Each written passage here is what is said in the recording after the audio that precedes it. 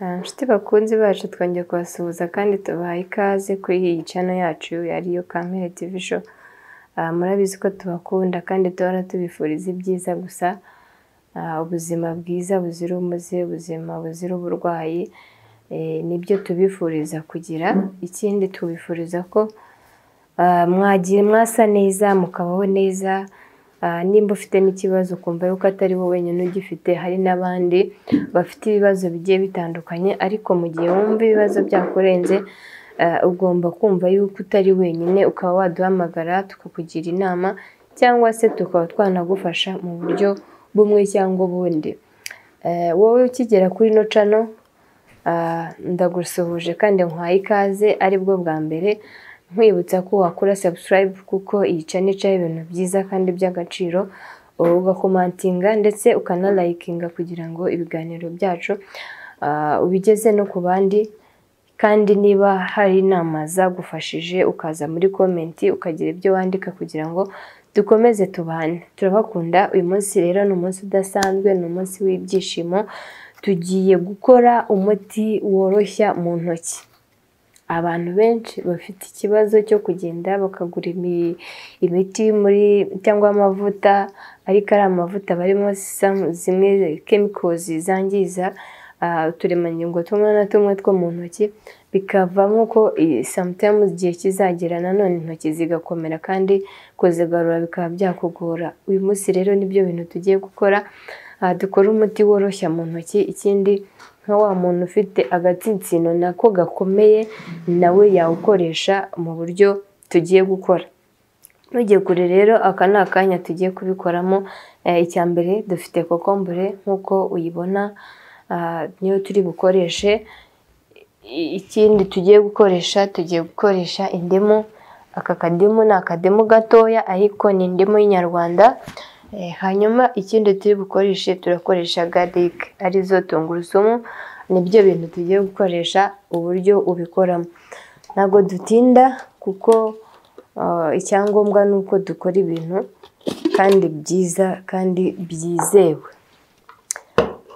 Urafata agasekuru niba ariko ufite, niba uri mu cyaro, cyangwa niba ufite blender urafata blender, ufate kokombure, akaba ari byo ngiye gukora. Hanyuma uyikate.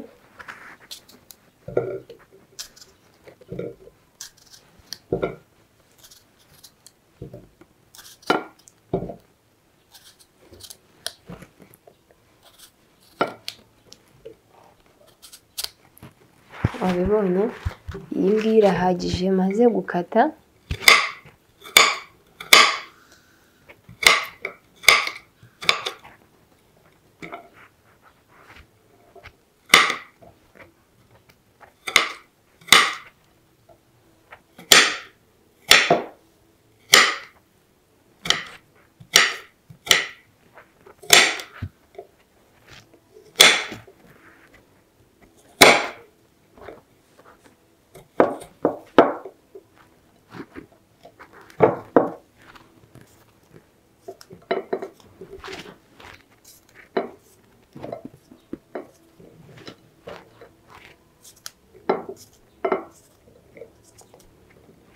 Hanyuma iyo urangije gukata kokombure ushyira mu gasekuru kawe cyangwa se ushyire muri blender.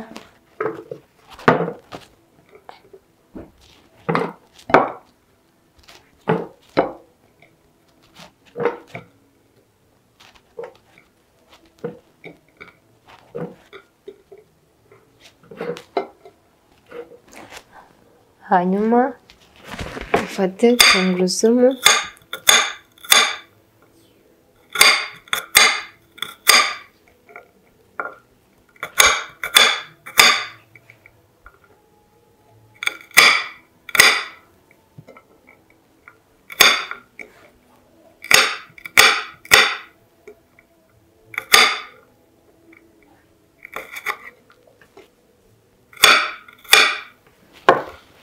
nazo uzishyiremo.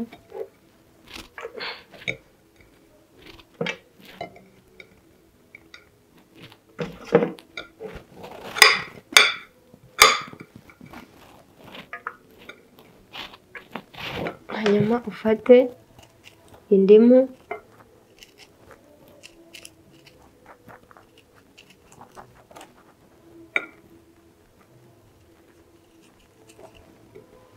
urafata iki gishishwa cy'inyuma nacyo ugishyiremo hano,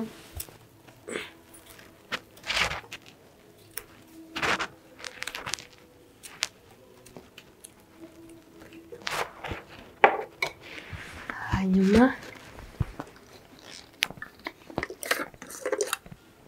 shyiramo utuzi duke turahagije.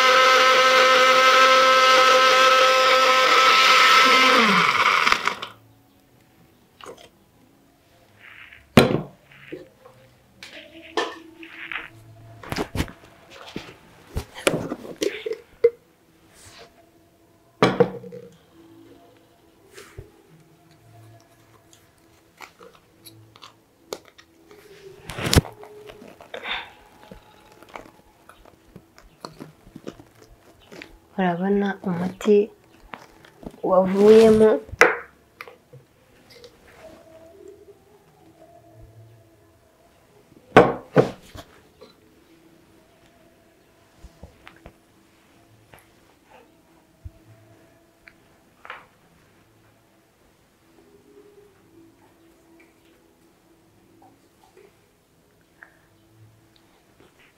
sasa rero iyo umaze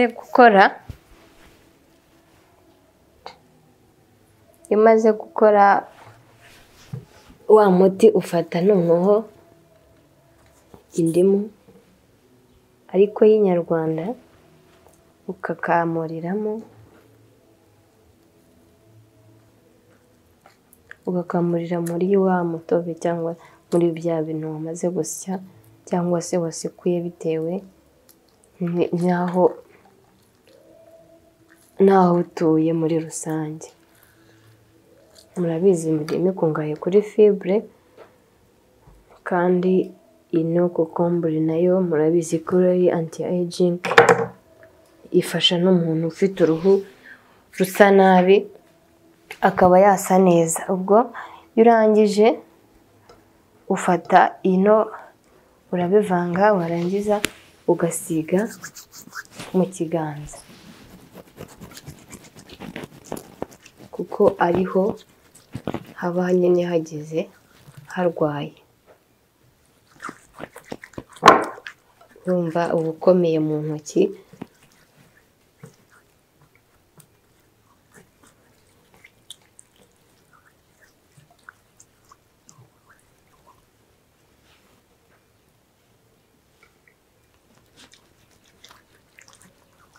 Ibi ngibi ubikora nibura mu gitondo cyangwa se ukabikora nimugoroba ugiye kuryama, ukambara amaga, ariko amaga y'imyenda apana ari amaga yo kwa muganga, aya ngayo bagura ga zisanzwe z'imyenda, ubundi ukambara nk'uko nguko uhita wambaraga ukaryama.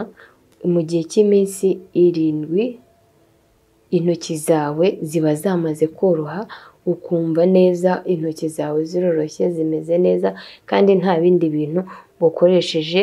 Iyo uvanyemo ga urakaraba ukisiga amavuta ya gikotori mu ntoki, ukagenda ugasanga rero ufite intoki nziza kandi nziza cyane zisa neza. Turabakunda rero, turabishimira, muraba agaciro, mwe mwatweretse ko mudukurikira, murayikinga, mugakora subscribe, ku wayikoze umuntu ayikora rimwe biba bihagije.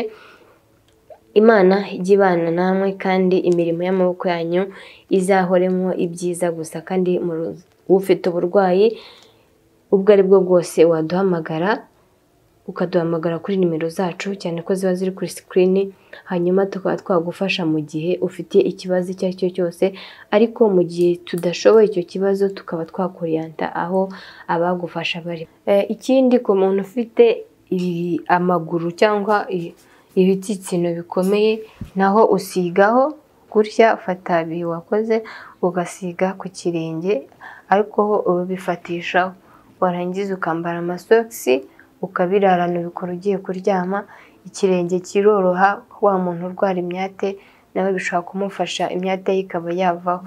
Ikindi ku muntu ufite amatashi mu maso akaba asa nabi, nawe uyu muti arawufata agasiga mu maso, cyangwa kwa kundi umuntu aba ayafite iminkanyari asa nabi, nyine yameze nk'aho ashaje kandi akiri mutoya, arafata ibi ugasiga mu maso nyine ahantu hose. Wamara kwisiga nyine ukabiryamana, ukabirarana, mu gitondo ukabyuka, nabyo ubikora nibura 3 mu cyumweru, ariko ukirinda kwegereza amaso ugeza hepfo, ntukoze ku maso kuko ushaka kugeza ku maso bikaba byakugiraho ingaruka. Nibyo rero twabateguriye, naho ubutaha.